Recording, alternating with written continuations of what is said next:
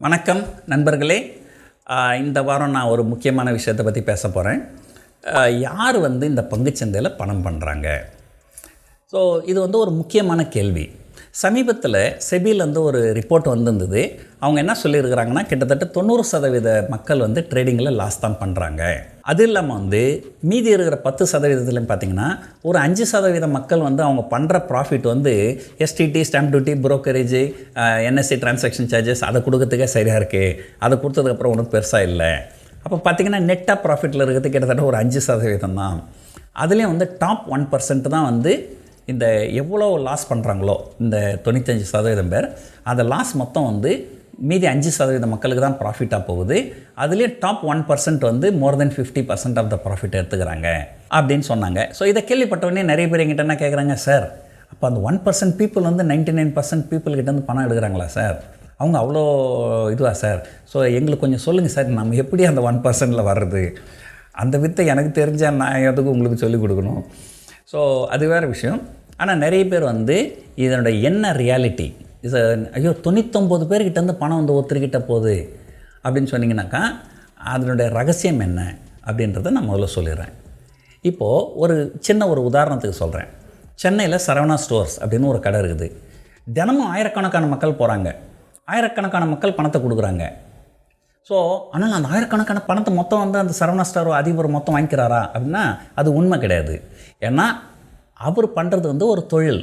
அந்த தொழிலுக்கு பல கோடிகள் முதலீடு பண்ணியிருக்கிறாங்க. மிகப்பெரிய கட்டடங்கள், சம்பளம், கரண்ட் பில்லு, வாடகை, நிறைய பணம் பண்ணியிருக்கிறாங்க. அவங்க பண்ணுறது ஒரு வியாபாரம். அந்த வியாபாரத்தை பொறுத்த வரைக்கும் அவங்க போட்ட முதலீடுக்கு ஒரு ரிட்டர்ன் தான் கிடைக்குது. அவங்க ஒரு 100 கோடி ரூபாய் முதலீடு பண்ணியிருப்பாங்க. ஒரு 2 கோடியோ 3 கோடியோ ஒரு மாதத்துக்கு லாபம் வரும், அவ்வளோதான். ஆனால் வெளியே பார்க்கும்போது, சார் டெய்லி 1000 பேர் பணம் கொடுக்குறாங்க, அது ஒருத்தர் மட்டும் வாங்கியிருக்கிறாரு, 1000 பேருடைய பணமும் ஒருத்தர்கிட்ட போகுது அப்படின்னாக்கா அது உண்மை தான் அது. ஆனால் என்னென்னா 1000 பேர்கிட்ட கொஞ்சம் கொஞ்சமாக பணம் போகுது. அந்த ஒருத்தர் 100 கோடி முதலீடு பண்ணியிருக்கிறாரு, அதுக்கு உண்டான ரிட்டர்ன் தான் அவருக்கு வருது. அவர் ஒன்றும் பெருசாக ஆகா ஒன்றுலேருந்து லாபம் சம்பாரிச்சில்லை. அதே போல் இங்கே பார்த்திங்கனாக்கா அந்த 1% மக்கள் யார் அப்படின்னு பார்த்திங்கனாக்கா அதில் இருக்கிற பெரும்பாலானவர்கள் பார்த்திங்கனாக்கா நிறைய கேபிட்டல் வச்சுருக்கிறவங்க. ஒரு உதாரணத்துக்கு ஒரு சிம்பிளாக ஒரு உதாரணம் சொல்கிறேன் பாருங்கள். ஒருத்தர்கிட்ட ஒரு கோடி ரூபாய் இருக்குது. அந்த 1 கோடி ரூபாயை பங்குச்சந்தையில் ட்ரேடிங்கில் முதலீடு பண்ணி ஒரு மாதம் கழிச்சு அவர் 1 லட்ச ரூபாய் லாபம் சம்பாதிக்கிறார்.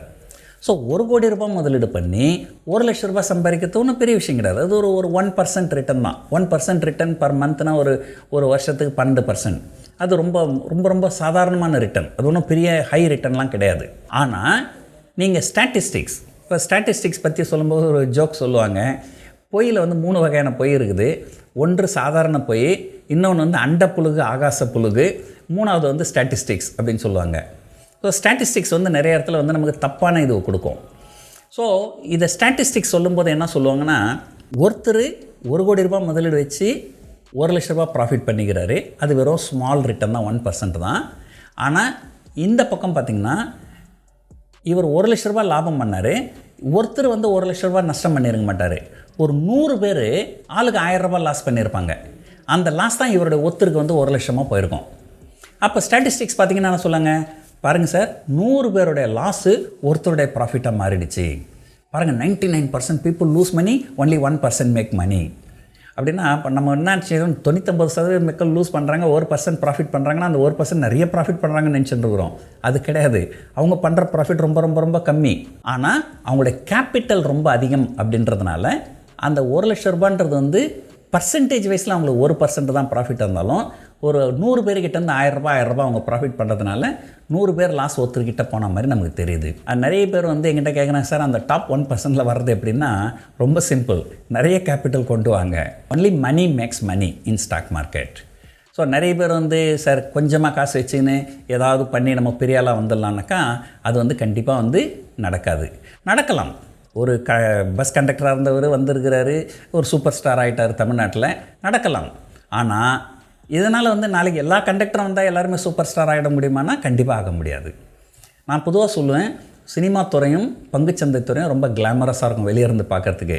உள்ளே பார்த்திங்கன்னா தான் இதில் இருக்கிற பிரச்சனைலாம் தெரியும்.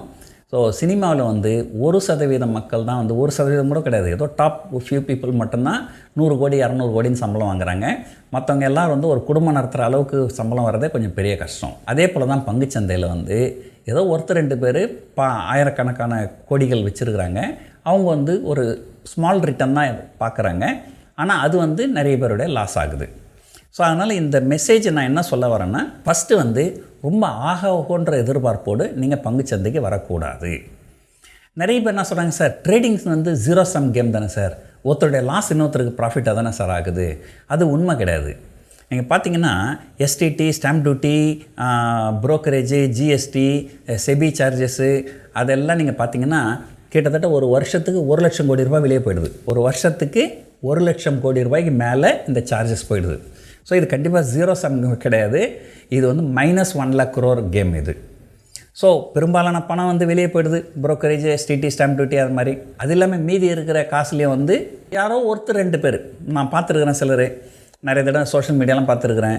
ஸோ நடுவில் சமீபத்தில் கூட ஒரு தமிழ் பையன் வந்து ஒரு 50,000 ரூபாய் வச்சு 1.5 கோடி பண்ணிட்டான்ட்டு ஒரு பெரிய சென்சேஷன் ஆச்சு. ஆனால் அது 1 வருஷம் பண்ண முடியும், அது தொடர்ந்து பண்ண முடியுமானா முடியாது. ஸோ நிறைய பேர் என்னுடைய சோஷியல் மீடியாவில் கூட ஒருத்தர் வந்து நான் டெய்லி 10% ப்ராஃபிட் பண்ணுறேன்னாரு. நீ டெய்லி 10% ப்ராஃபிட் பண்ணினா உனக்கு 1 வருஷத்துலேயே உனக்கு 100 கோடி 200 கோடி ரூபாய் சம்பாரிச்சிடலாம். ஸோ அது 1 வருஷம் ஆகிடுச்சு. அவர் இப்போ எங்கே இருக்கிறாரு தெரில. ஸோ ஒரு வேளை 100 கோடி ரூபாய் எடுத்து வெளிநாட்டில் போய் செட்டில் ஆகிட்டாரோ என்னமோ. ஸோ எதுக்காக இது சொல்ல வரேன்னா, இந்த டாப் 1% சொல்கிறாங்க இல்லையா, அந்த டாப் 1%ல் 99% ஆஃப் த டாப் 1% வந்து people with huge capital. That 1% of 1% maybe by share லக்கோ ஏதோ ஒரு காரணத்தினால அவங்க 1 வருஷம் பணம் பண்ணலாம், அடுத்த வருஷம் பணம் பண்ணாமல் போகலாம். ஸோ அந்த 1% ஆஃப் தட் 1% வந்து ஒரு கான்ஸ்டன்ட் கிடையாது, இட் இஸ் சேம் பீப்புள் கிடையாது. ஸோ நான் நிறைய ட்ரேடர்ஸ் பார்த்துருக்குறேன். ஒரு ட்ரேடர் வந்து 2015 நான் நிறைய ப்ராஃபிட் பண்ணனாரு, அதுக்கப்புறம் அவர் ப்ராஃபிட் பண்ண மாதிரி தெரில. 2016 வேறு ஒருத்தர் ப்ராஃபிட் பண்ணார், மற்ற வருஷத்தில் பண்ணலை. ஸோ அந்த ஆட்கள் வந்து மாறிக்கினே இருப்பாங்க. அந்த நிறைய கேபிட்டல் வச்சுருக்கிறவங்க மட்டும்தான் மாற மாட்டாங்க. அவங்க வந்து ஸ்டெடியாக நிற்பாங்க, அவங்க வந்து கன்சிஸ்டண்ட்டாக ப்ராஃபிட் பண்ணுவாங்க. ஸோ இது இல்லாமல் வந்து இன்னொன்று கூட இருக்குது. இந்த செபி ஸ்டடியெலாம் பார்த்திங்கன்னா ரீட்டைல் பீப்புள் பற்றி மட்டும்தான் ஸ்டடி பண்ணியிருக்காங்க. இன்னொரு கேட்டகரி இருக்குது பங்குச்சந்தையில். பார்த்திங்கன்னா எஃப்ஐஐஸ் இருக்கிறாங்க, டிஐஸ் இருக்கிறாங்க, அவங்களாம் வந்து இன்ஸ்டிடியூஷன்னு சொல்லிவிடுவோம். அதுக்கப்புறம் ரீட்டைல் பீப்புள் உங்களை மாதிரி அந்த மாதிரி இருக்கிறவங்க ரீட்டைல் பீப்புள். இது இல்லாமல் வந்து இன்னொன்று புரோக்கர்ஸ் வந்து அவங்களே ட்ரேட் பண்ணுவாங்க. அது வந்து ப்ராப்பரேட்டரி டெஸ்க்குன்னு சொல்லுவாங்க. ஸோ நிறைய புரோக்கர்ஸ் வந்து நிறைய பணம் வச்சுருக்கிறாங்க. ஆனால் பெரும்பாலும் பார்த்திங்கன்னா அவங்களா சொந்தமாக ட்ரேட் பண்ண மாட்டாங்க. ப்ராப் டெஸ்க் வந்து பெரும்பாலும் எப்படி ஒர்க் ஆகுன்னா, நாளைக்கு நீங்கள் போய்ட்டு சரி எனக்கு நல்ல ட்ரேடிங் ஸ்கில் இருக்குது, நான் நல்லா ப்ராஃபிட் பண்ணுவேன் அப்படின்னா, சரிப்பா வாப்பா தம்பி, உனக்கு என்ன திறமை இருக்கா, நிறைய பணம் பண்ணுவியா, சரி நீ ஒரு ₹1 கொடு எனக்கு, நான் வந்து என்னோடய அக்கௌண்ட்டில் ₹5 உனக்கு கொடுக்குறேன், ட்ரேட் பண்ணிக்கோ, லாபம் வந்தால் மொத்தம் உனக்கு. ஆனால் நஷ்டம் வந்ததுனாக்கா ₹1 லாஸ் வந்ததுன்னா நான் எல்லாத்தையும் கட் பண்ணிட்டு போயிடுவேன், உன் பணம் தான் போச்சு.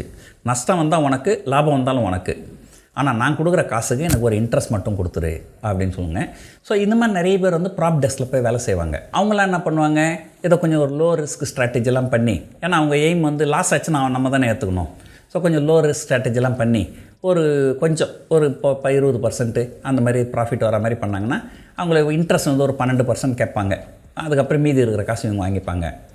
ஸோ இந்த மாதிரி இந்த ப்ராப் டெஸ்க் பார்த்திங்கனாலே இதுவே வந்து எனக்கு தெரிஞ்சு ஒரு எஸ்டிமேஷன், எனக்கு கரெக்டாக தெரியாது, ஒரு எஸ்டிமேஷன் வந்து ஒரு 2 லட்சம் கோடியிலேருந்து 3 லட்சம் கோடி வரைக்கும் இந்த காசு வந்து பங்குச்சந்தையில் இருக்குது. ஸோ இந்த 2 லட்சம் கோடி வச்சிங்கன்னா கூட அவங்க வந்து ரிஸ்க்கே எடுக்காமல், இப்போ ஒரு உதாரணத்துக்கு என்கிட்ட ஒரு 500 கோடி இருக்குன்னாக்கா நான் எதுக்கு ரிஸ்க் எடுக்கணும், 500 ஒரு ப்ரோக்கிங் லைசன்ஸ் எடுத்துக்க வேண்டியது, 500 கோடி எஃப்டியில் போட்டுட்டு எக்ஸ்சேஞ்சுக்கு பாஸ் ஆன் பண்ண வேண்டியது, எனக்கு ஒரு 6% 7% இன்ட்ரெஸ்ட் வந்துடும். யார் யாருக்கு திறமை இருக்குதுன்னு சொல்கிறீங்களா, வாங்க நான் காசு கொடுக்குறேன், 5 மடங்கு காசு கொடுக்குறேன் லீவரேஜ், எனக்கு வந்து நான் கொடுக்குற காசுக்கு ஒரு 12% இன்ட்ரெஸ்ட் கொடுங்க போதும். அப்போ நான் எனக்கு அந்த எஃப்டிலேருந்து ஒரு 6-7% வந்துடும், ப்ளஸ் என்னோடய காசுக்கு ஒரு 12% இன்ட்ரெஸ்ட் உங்கள்கிட்ட சார்ஜ் பண்ணிக்கிறேன், ப்ளஸ் நீங்கள் கொடுக்குற அந்த 20% ஆஃப் த டெபாசிட்டுக்கு நான் உங்களுக்கு இன்ட்ரெஸ்ட் கொடுக்க மாட்டேன், அதை எப்படி போட்டுட்டு அதில் நான் ஒரு இன்ட்ரெஸ்ட் எடுத்துப்பேன். அதுக்கப்புறம் ஏதோ வேறு சில ஸ்மால் சில்லறை இன்கம்லாம் இருக்கும். இப்போ நீங்கள் என்கிட்ட ட்ரேட் பண்ணும்போது என்னோடய ப்ரோக்கிங் லைசன்ஸ்ன்றதுனால எக்ஸ்சேஞ்சில் எனக்கு கொஞ்சம் இன்சென்டிவ் கொடுப்பாங்க. ஸோ அப்படி இப்படி எனக்கு வந்து ஒரு 20% வந்து ரிஸ்க் ஃப்ரீயாக வந்துடுது. 20% ரிஸ்க் ஃப்ரீயாக வருதுன்னும் போது ஸோ அந்த மாதிரி பணம் வந்து லட்சக்கணக்கான கோடிகள் வந்து இங்கே இருக்குது. இந்த ட்ரேடர்ஸ் வந்து ரொம்ப ஸ்கில்ஃபுல் ட்ரேடர்ஸ் போய் பணம் பண்ணுறவங்க அந்த 20% அந்த ரிட்டர்னை வந்து அவங்களுக்கு ப்ராப் டெஸ்க்கு கொடுத்துட்டு மீதி இருக்கிறத தான் இவங்க எடுத்துக்கிறாங்க. ஸோ இப்படி இந்த இன்ட்ரெஸ்ட் மூலமாகவும் வந்து பல ஆயிரம் கோடிகள் வந்து வெளியே போகுது. ஸோ ஒரு பக்கம் பார்த்திங்கன்னா ட்ரேடிங்கில் எஸ்டிடி, ஸ்டாம்ப் டியூட்டி இதிலெல்லாம் வந்து பணம் 1 லட்சம் கோடிக்கு மேலே வெளியே போகுது. இந்த ப்ராப் டெஸ்க்கு இன்ட்ரெஸ்ட்டாக வந்து நிறைய பணம் வெளியே போகுது. அதுக்கப்புறம் மீதி இருக்கிற இது வந்து நிறைய பேர் லாஸ் பண்ணுறது வந்து அந்த டாப் 1% இருக்கிற அல்ட்ரா HNI கிளைன் நிறைய கேபிட்டல் வச்சு கொஞ்சம் லோ ரிஸ்க் எடுத்து பணம் பண்ணுறவங்க இருக்கிறாங்க. ஸோ மற்றபடி ஸ்பெக்குலேட்டர்ஸ் பார்த்திங்கன்னா ஒரு தடவை ப்ராஃபிட் பண்ணுவாங்க, அடுத்த தடவை லாஸ் பண்ணுவாங்க. ஒரு கன்சிஸ்டண்ட்டாக ஒரு ஸ்பெக்குலேட்டரால் பெருசாக பணம் பண்ண முடியுமான்னு கேட்டிங்கன்னா முடியாது அப்படின்றது தான் என்னுடைய இது. இந்த வீடியோவினுடைய நோக்கம் என்னென்னு நேரம் உங்களுக்கு தெரிஞ்சிருக்கும். நீங்கள் பங்குச்சந்தைக்கு வர்றதா இருந்தாலும் சரி, சினிமா துறைக்கு வர்றதா இருந்தாலும் சரி, ரொம்பலாம் பெருசாக எக்ஸ்பெக்டேஷன் வச்சுக்காதீங்க. ஒரு ரீசனபிள் எக்ஸ்பெக்டேஷன் வச்சுக்கோங்க. ஸோ நான் இது சொல்லும்போது நிறைய பேர் என்ன பண்ணுறாங்க, என்னோடய சோஷியல் மீடியாவில், சார் நீங்கள் வந்து எங்களை டீமோட்டிவேட் பண்ணுறீங்க. இது உங்களை வந்து டீமோட்டிவேட் பண்ணுறதுக்காக வீடியோ கிடையாது. நீங்கள் வந்து பேராசையோடு வராதிங்க அப்படின்னு சொல்கிறோம். பேராசைப்படாதுன்னு சொன்னால் என்ன டீமோட்டிவேட் பண்ணுறீங்கன்னா, அப்போ நீங்கள் பேராசைப்படுங்கன்னா நான் சொல்ல முடியாது. Don't be pessimistic, don't be optimistic, be realistic. ரியலிஸ்டிக்காக லைஃப்பில் இருக்க கற்றுக்குங்க. அதுதான் வந்து உங்கள் வாழ்க்கையில் வந்து நீங்கள் முன்னுக்கு வர்றதுக்கு தேவையான மிக மிக முக்கியமான விஷயம். அதீதமான எதிர்பார்ப்பு இருக்கக்கூடாது. அதீதமான எதிர்பார்ப்பு இருந்தால் அதீதமான ஏமாற்றமும் இருக்கும். ஸோ இதுதான் இன்றைக்கி மெசேஜ். ஸோ ஏதோ நம்மளால் முடிஞ்சது ஒரு மெசேஜ் சொல்கிறோம். ஸோ இந்த வீடியோ உங்களுக்கு ரொம்ப பிடிச்சிருக்கும்னு நினைக்கிறேன். நன்றி, வணக்கம்.